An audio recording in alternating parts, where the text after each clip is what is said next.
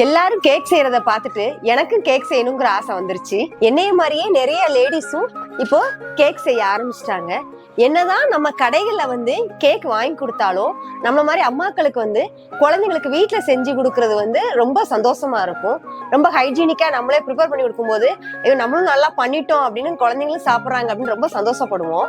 அது மட்டும் இல்லாம கேக் பிசினஸ் பண்ணி நிறைய ஹோம் மேக்கர்ஸ் இப்ப பிசினஸ் உமன்னா மாறிட்டு இருக்காங்க.